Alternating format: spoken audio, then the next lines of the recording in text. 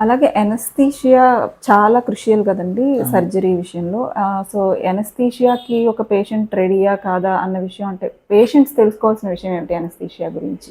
అదే ఫస్ట్ అనస్థీషియాకి ఎప్పుడైనా ఫిట్‌నెస్ ఎవరైనా 6 వాకింగ్ అంటే ఈజీగా ఒక 6 మినిట్స్ వరకు ఆయాసం లేకుండా నడిచేస్తున్నారా? లేకపోతే మెట్లెక్కేస్తున్నారా? అన్నదే ఫస్ట్ అనస్థీషియా మైండ్‌లో ఉంటది. అంటే వాళ్ళకి ఆయాసం రావట్లేదంటే general condition బాగున్నట్టు.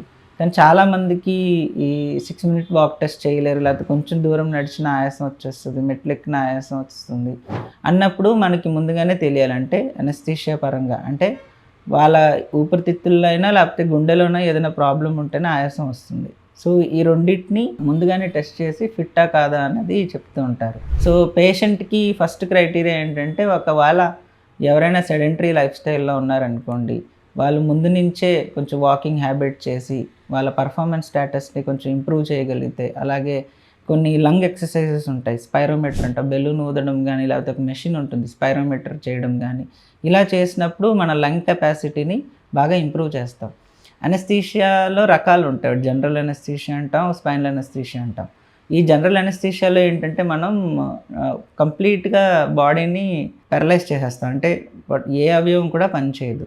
Except heart, kidneys, liver తప్పితే ఈ ఊపిరితిత్తులు అన్నది పనిచేయవు. ఊపిరితిత్తులు అన్నది వెంటిలేటర్ ద్వారా సపోర్ట్ చేస్తుంది. సో, ఎప్పుడైతే న్యాచురల్ బాడీకి ఊపిరితిత్తులకి ఎంత టైడల్ వాల్యూమ్ అంటాం అంటే ఎంత ఎయిర్ కావాలో అది బాడీ దానికి కావాల్సిన తత్వం బట్టి చేసుకుంటుంది. కానీ ఎప్పుడైతే బాడీ పారలైజ్ అయిపోతుందో ఆన్ అన్ యావరేజ్ క్యాలిక్యులేట్ చేసి టైడల్ వాల్యూమ్ ఒక 350 ఎంతో ఉంటుంది. అది అందరికీ ఇస్తాం.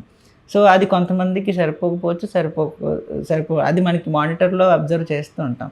కానీ ఈ టైడల్ వాల్యూమ్ మెయింటైన్ చేయాలంటే లంగ్ కండిషన్స్ చాలా బావుండాలి. ఎప్పుడైతే మనం పర్ఫార్మెన్స్ స్టేటస్ ఈ ఎక్సర్సైజ్ చేస్తామో లంగ్‌కి ఎంత తక్కువ ఆక్సిజన్ ఇచ్చినా అది తీసుకొని మళ్ళీ ఎక్స్‌చేంజ్ చేసుకోగలుగుతుంది. సపోజ్ లంగ్ కండిషన్ బాలేదనుకోండి, సో, ఈ ఈ వెంటిలేటర్‌కి వెళ్ళే రిస్కులు గానీ, అంటే ఎప్పుడైతే మత్తు నుంచి బయటకొచ్చేటప్పుడు వాళ్ళు ఆక్సిజన్‌ని కరెక్ట్‌గా ట్రాన్స్‌ఫార్మ్ చేయగలుగుతున్నారా లేదా? పీల్చుకోగలుగుతుందా లేదా ఊపిరితిత్తులు? ఇవన్నీ ప్రాబ్లమ్స్ వస్తుంటాయి.